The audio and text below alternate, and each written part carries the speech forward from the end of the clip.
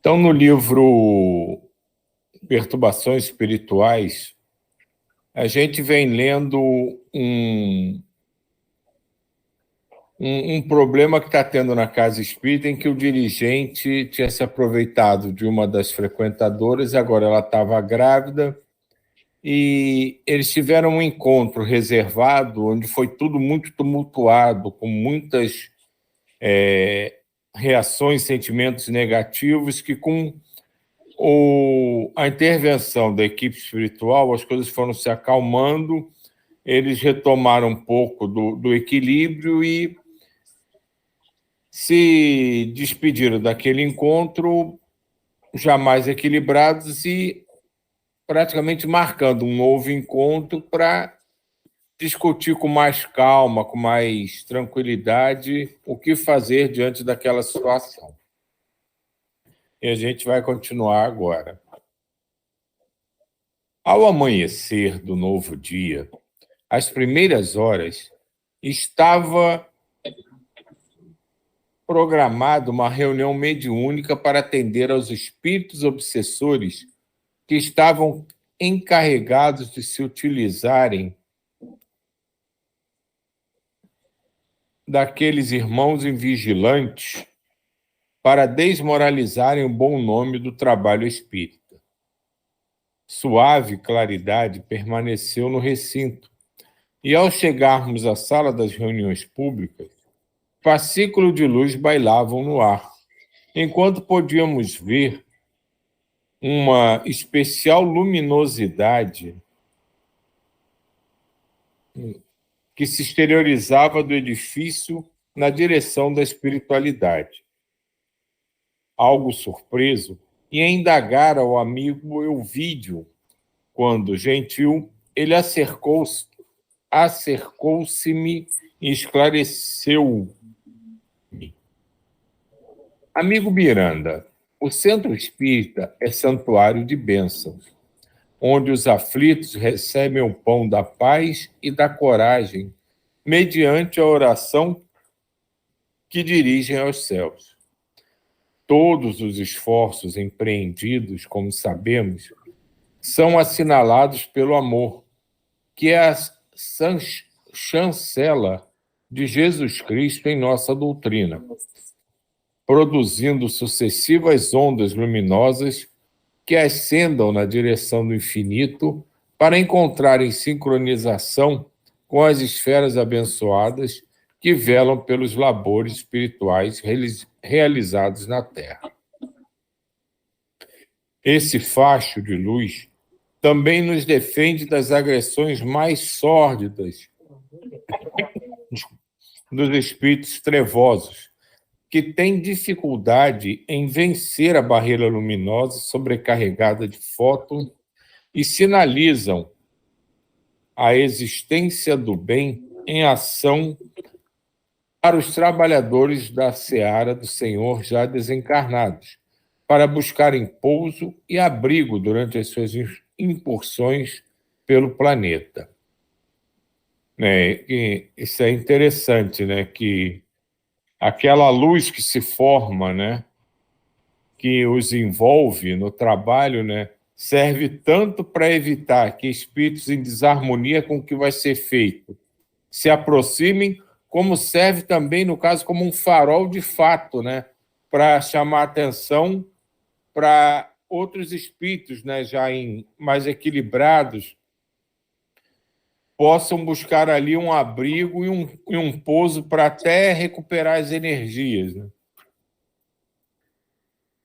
Jesus asseverou que ele é a luz do mundo e que todos aqueles que o amam jamais andarão em trevas. Ao buscá-lo com frequência e banhar-nos pela sua luminescência, terminamos por transformar-nos também em focos diamantinos, embora a nossa pequenez. As orações em conjunto, em qualquer lugar, transformam-se em claridades soberanas. Estava deslumbrado. É claro que eu imaginava ser assim, mas ter a oportunidade de constatar a beleza do intercâmbio de vibrações entre a humana pequenez e a grandeza do amor constituiu uma alegria inefável. Que é mais ou menos o que a gente sente quando está aqui, né? Que todo mundo se envolve, que a gente sente aquela alegria de estar aqui. É mais ou menos isso, né? A gente vai produzindo energias positivas e vai sentindo ao mesmo tempo a energia que os outros estão produzindo e tudo vai num crescente, né? A gente vai sentindo cada vez mais envolvido, né? Só pegando esse gancho aqui, é o que acontece, como você falou aí, é a nossa casa, é com a gente que ele fala aqui, que é um centro espírita, mas nós somos um centro espírita. Nós somos aqui nessa reunião, simplesmente não tem uma denominação, né, uma entidade de direito jurídico, mas somos nós. Isso tudo, como ele está relatando aqui, está acontecendo agora com a gente, isso com certeza. É só isso que eu queria falar. Né, e tem aquela situação, né? Ontem até a gente foi assistir o filme do Nosso Lar, né? E no momento lá que eles abrem, né, digamos assim, né? Tinha uma casa espírita que eles fazem a ligação com o alto, né? E é como se o teto, né, se desfizesse e abrisse e sai um feixe de luz, né, direto da casa para o alto, né? E é mais ou menos assim que deve acontecer com todos nós, com as nossas próprias casas. A gente se reúne aqui e isso vai ligando a nossa casa uma com a outra, e essas energias vão se ligando e formando uma conexão com o mais alto. Diga, Jair. Uma vez eu estava fazendo oração, eu já contei isso, não sei se já contei isso para vocês. Eu estava fazendo oração e me apareceu um espírito com muita luminosidade. Eu não sei nem se ele se incorporou em mim ou se a aproximação dele fez com que eu falasse aquelas palavras. Mas, para resumir, eu moro no primeiro andar, num prédio de 12 andares. Sentado, o universo se abriu na minha frente. Quer dizer, não tinha parede, não tinha nada. Tudo se abriu. E assim está acontecendo agora, só que a gente não está vendo, que nós somos com os olhos da carne, não estamos vendo nada, mas isso está acontecendo. É só isso. Com certeza. E de alguma forma não somos só nós que estamos nos ligando e permanecendo ligados uns aos outros. As nossas casas estão se ligando também e formam pontos, assim como se fossem salas de um grande salão, que se unem e se ligam a forças mais sublimes e mais altas. E daí o motivo da pontualidade do horário, de fazer as coisas certinho, porque esses amigos, irmãos, também têm seus compromissos. Então, eles estão aqui na hora certa, tudo funciona direitinho. Né? E nós somos os catalisadores, o startup desse momento. Isso é uma graça e uma benção para a gente.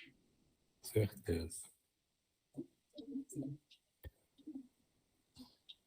Naquele momento, nosso irmão Vigílio veio comunicar-me que o benfeitor já se encontrava no recinto em que se daria a reunião mediúnica e necessitava de todos nós a partir daquele momento.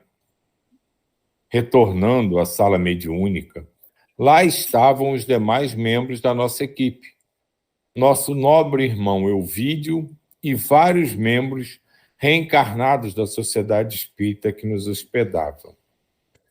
À mesa, sob a presidência do nosso mentor, encontrava-se 2 médiuns, suavemente nimbados de peculiar claridade, em razão de se encontrarem em prece perfeitamente sintonizados com os labores que seriam realizados. Observando a minha agradável surpresa, o diretor Elvídio gentilmente explicou-nos o que estava projetado, aclarando nossas silenciosas interrogações em torno dos 2 médios. Isso aqui é curioso, não tem a ver com a história em si, mas a curiosidade, né? A gente vê isso em vários livros, né? Do André Luiz, vai ver no da Patrícia, vê aqui do Manuel Flamengo de Miranda. Como o novo gera curiosidade na gente, né? E a gente vai vendo as coisas assim, deslumbrantes para a nossa visão naquele momento, né? E ao mesmo tempo estranhas, e a bondade desses espíritos que estão conosco, né? Nesse caminhar, que eles vão explicando naturalmente, né? Eles percebem o nosso encanto, as nossas dúvidas, as nossas inquietações, sem que a gente precise, de fato, demonstrar aquilo, né, para eles, né, e já vem ao nosso socorro. Isso também é uma forma de carinho, de atenção, de amor, de acolhimento. É a gente perceber da necessidade que o outro tem sem que ele se sinta constrangido a expô-la. No momento que a gente percebe, a gente acolhe e faz o possível para que ele vença aquele momento que pode ser confuso ou não, né?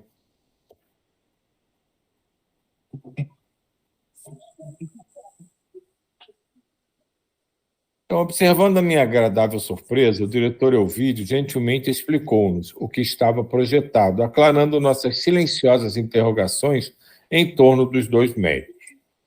Tratava-se de servidores treinados para o mistério da desobsessão, portadores de excelente folha de serviços ao bem. O mais jovem, Rafael, estava com aproximadamente 40 anos, enquanto a senhora Márcia ultrapassava os 60 janeiros. Rafael era solteiro. Rafael era solteiro. Como é que eu me perdi?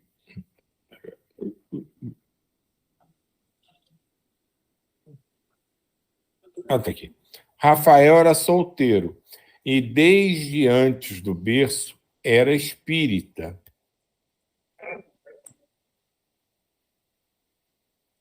Por segunda vez, porquanto na existência imediata anterior vivera no Rio de Janeiro, onde participava de atividades doutrinárias em veneranda instituição vinculada à doutrina, por volta do início do século XX.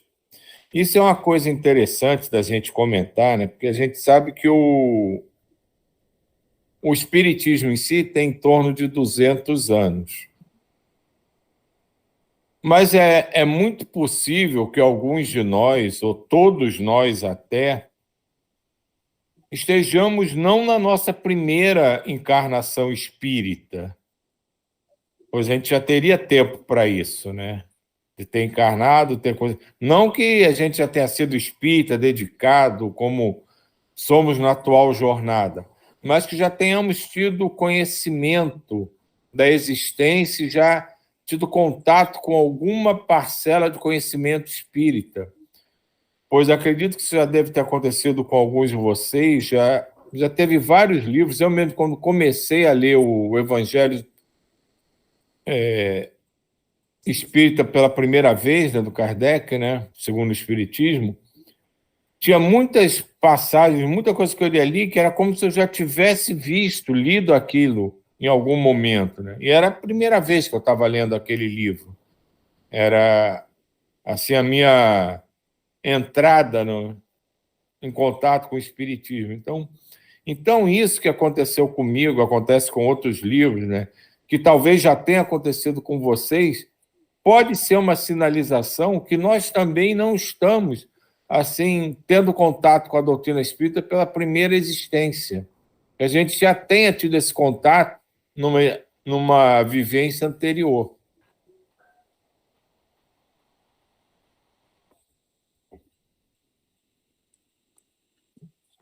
Silvio, só um adendo aí. No meu caso, assim, eu posso falar no meu caso, Claro. É que a última existência minha última encarnação, eu tive a visão de então o país que eu estava não tinha nada de espiritismo, então com certeza que não era. Eu tenho essa vocação assim para espiritualidade numa época que eu fui amigo de Santo Antônio em Portugal. Isso foi uma outra eu vejo assim, sabe? Eu sinto de lá. E de Portugal eu vim aqui para a América para catequizar os índios. Isso tudo eu vi, entendeu? Mas a última foi na Turquia, naquela região da Turquia, só isso. Não, sim, mas assim, é uma possibilidade que a gente tem que levar em consideração também, né, para alguns de nós, né? Pode ser que não seja a primeira vez. O que eu não sei nem se isso é bom ou se é ruim, porque se a gente já conheceu alguma coisa e tá tendo que aprender tudo de novo, sinal que a gente faltou algumas aulas, né? Ô, Agora, Silvio, bom dia. Eu estava Diga, lembrando Edilene. que a gente também tem um preparo no plano espiritual antes de encarnar, né? Então, alguma coisa a gente já traz essas lembranças, resquícios, né? Do que a gente estuda ali antes de vir para essa encarnação. Com certeza, com certeza. Pode ser que essa minha, digamos assim, lembrança, entre aspas, seja do preparo para a encarnação. Mas, assim, Sim, como ele tocou esse ponto, né, e, assim, 200 anos, a gente tem possibilidade de ter, já nesse período, já ter encarnado mais de uma vez. Pode ter já tido uhum. uma encarnação anterior. E, assim, quem sabe algum de nós já pelo menos, soube que existia um tal de espiritismo. É uma possibilidade, né? é, Sim, sim. Eu pegando, lembrei que no centro lá de Natal, né, que o Gustavo participa, uma vez teve comunicação daquela doutora psiquiatra, a Anise da Silveira, sabe? Sim. E aí ela contava que, porque nessa encarnação como Nise, ela nem acreditava em Deus, né? Ela fez um trabalho lindo, super inspirado, né? Muito espiritualista, porque era muito inspirado no tratamento de doentes mentais, mas ela nem acreditava em Deus, então ela não era nem espírita nem nada. E lá no plano espiritual, ela estava estudando o espiritismo, estava conhecendo Kardec, ela contou. Então eu lembrei, a gente estuda muito lá também, né? Sim, com certeza. É uma lembrança super importante. Diga, Jay. pegando esse gancho aí da Cibele, que tem muita propriedade, o próprio fato de nós nascermos no Brasil, se nós não formos espíritos da outra encarnação, aí você pode botar um gancho, isso com a Cibele acabou de falar. Aí a gente vem para cá, porque se tu fosse para a Argentina, qualquer país da América Latina, qualquer país da América, do mundo, não tem a raiz do espiritismo, não tem penetração na sociedade como tem aqui no meio nosso. É só isso. Então seria barreira, seria muito mais dificultoso. Na própria Franca, eles nem conhecem Kardec, não sabem nem quem é Kardec. Para você ver o nível do conhecimento do espiritismo. É só isso. Fala, Solange. Pois eu, quando comprei os meus primeiros, o primeiro contato que eu tive com o espiritismo foi no México. Eu estava passando por um problema lá na agência e aí de repente eu senti como se a vovó me levasse na livraria lá, assim, na frente dos 4 livros de Kardec. E aí eu comprei os 4 livros, não sei nem por quê. Eu nunca tinha comprado, nunca tinha. Aí comprei os 4 livros e abri justamente no texto que me deu assim a clareza para começar a desenvolver o problema que eu estava e resolver da melhor maneira. E foi bem longe daqui e assim de uma maneira total e completamente aleatória. Foi a vovó ou vovô? Não, a vovó, A a Olívia. vovó. Mas assim, você teve um contato direto da espiritualidade, né? Não foi com as pessoas. Porque é isso que o Djair falou, realmente, quando você vai em outros países que têm focos de espírita, se for procurar, geralmente a maioria é brasileiro. Quem inicia normalmente é brasileiro. E tem toda essa coisa, né, do Brasil, coração do mundo, pátria do evangelho, né? Então, isso só reforça o que a Cibele falou e que o Djair falou, né? Que a gente já é direcionado para cá, com certeza a gente estuda isso, né, para vir, né? Já que aqui é a pátria onde vai ter a maior foco dessa concentração, então a gente vem para cá já preparado para isso, então a gente com certeza deve estudar e muito tudo isso, né? E é claro, tudo que a gente faz aqui muito amparado no preparo. Então, essas lembranças podem ser só da nossa preparação, né? Que, assim, analisando friamente, parece ser mais provável, né? Como a Cibele deu o exemplo aqui, a doutora Nise era, a gente pode dizer, até ateia, né? Que ela não acreditava nem em Deus, né? Então, quem garante que na nossa anterior a gente tinha outras formas de religiosidade que não contemplavam a existência de Deus? Né? Mas a gente vai aprendendo e nessa a gente está tentando, pelo menos, fazer o dever de casa direitinho.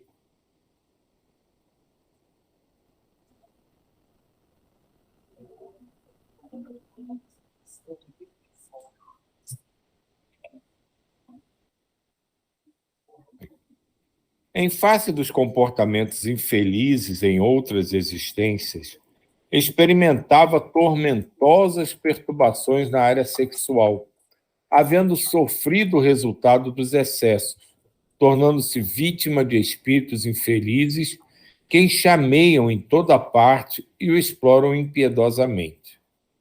Desencarnou com alguns títulos de enobrecimento, mas também muito comprometido com a sensualidade que lhe causara prejuízos orgânicos, emocionais e espirituais. Ao despertar no mais além, dando-se conta dos desmandos que se causara, dedicou-se à reabilitação em nossa colônia e conseguiu, graças aos esforços pessoais e à interferência da então genitora, volver ao proscênio terrestre, a fim de disciplinar-se e triunfar sobre as paixões mais primitivas. Com esforço hercúleo, atravessou a quadra juvenil, sustentando-o nas lições auridas no grupo de moços ao qual se afeiçoou, aprendendo a canalizar as energias saudáveis do sexo em atividades iluminativas. Agora, quando se encontrava em pleno e consciente amadurecimento, tem resistido às incursões dos antigos inimigos, que se utilizavam de pessoas insensatas para tirá-las nos seus braços, em tentativas até então inúteis de perturbar-lhe o esforço libertador. Incompreendido por alguns amigos que mourejam na instituição, percebe-lhes a suspeita quanto à sua masculinidade, porque um contexto de corrupção à saúde moral é tida como desequilíbrio de qualquer natureza. Mantendo-se superior às maledicências, é afável com todos, tem atraído grande número de simpatizantes de ambas as faixas da vida e tornou-se excelente canal mediúnico para o mistério socorrista aos irmãos mais desditosos, esses que se negam a reconhecer a grandeza de Jesus. Isso que fala aqui é uma coisa muito interessante, né? Porque no momento em que o Rafael fez todo um trabalho de preparação e está se esforçando para manter tudo aquilo que ele se propôs aqui, ele foge dos padrões da sociedade, né? E quando ele foge dos padrões da sociedade, mesmo no meio onde ele se encontra para trabalhar dessa forma, ele causa estranheza e a maledicência surge.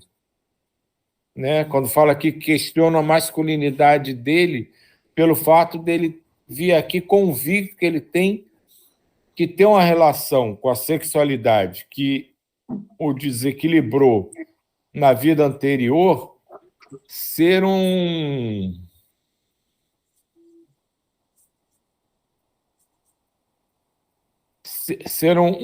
fator que ele tem que, de certa forma, enfrentar e mostrar que ele aprendeu a lição.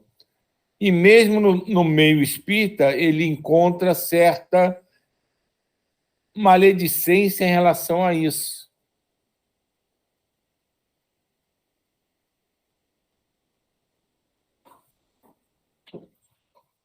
Observei o caro Rafael. que se encontrava quase em desdobramento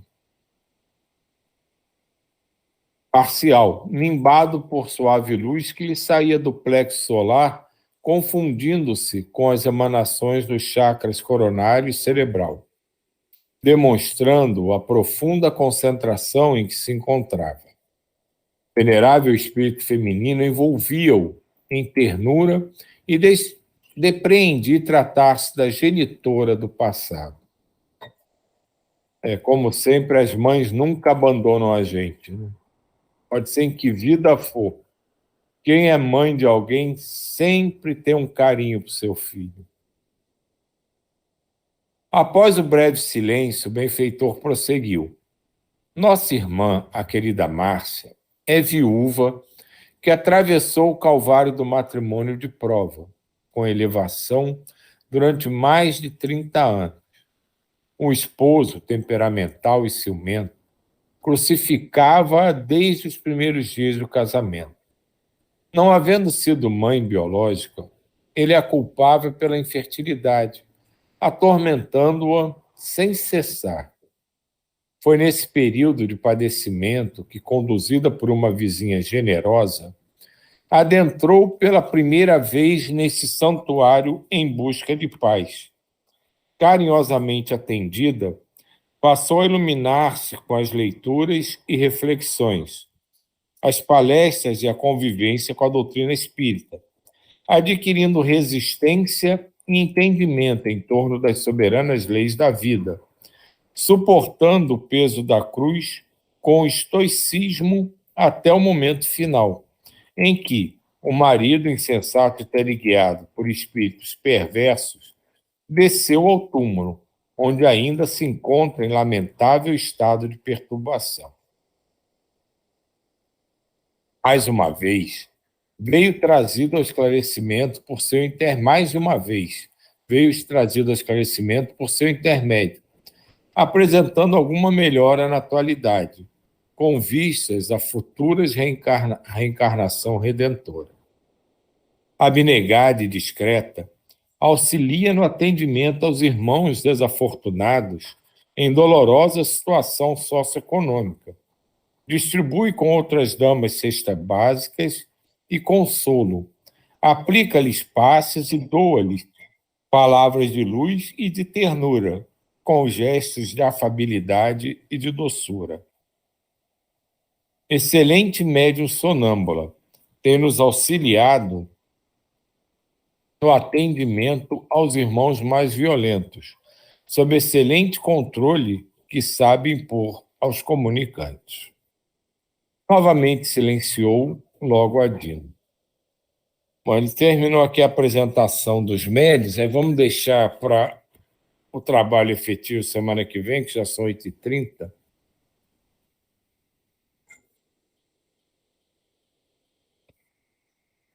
Que tudo isso fala de acordo com o que a gente conversou aqui, né? Com o que o Jair, a Cibele, a Solange falou.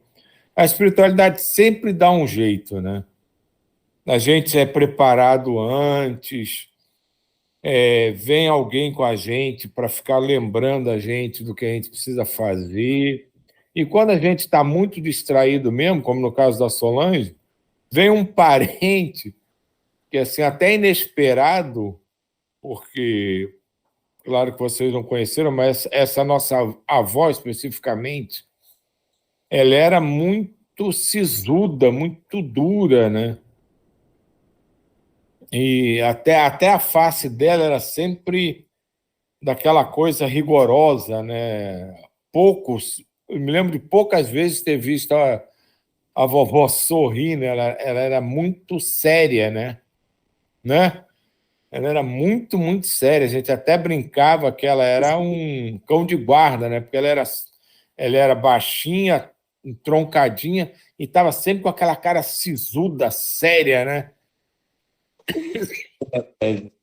E como a gente ainda era muito pequeno, né, quando ela faleceu, a gente nem, pelo menos eu não sei nem dizer, Solange menos ainda, que é mais nova, se ela tinha uma religiosidade muito forte, né, como o vovô tinha, né, o nosso avô, que era marido dela, era extremamente religioso, tinha os horários de oração dele, diário, então ele era muito, muito religioso, um devoto de Santo Antônio, assim, né? Mais um franciscano na família, assim, ferrenho. Acho que ele era mais devoto até do que a Sueli, a nossa irmã, que vive pendurada lá no convento de Santo Antônio, aqui no Rio. E sempre a espiritualidade sempre dá um jeito de nos lembrar dos compromissos que a gente fez. E mesmo assim, quando a gente continua renitente e não atende a esses chamados, né? Quando a gente retorna ao mundo espiritual, eles nos recebem com maior carinho para explicar com toda a ternura o que a gente deixou de fazer e nos ajudar a nos reprepararmos para tentar de novo.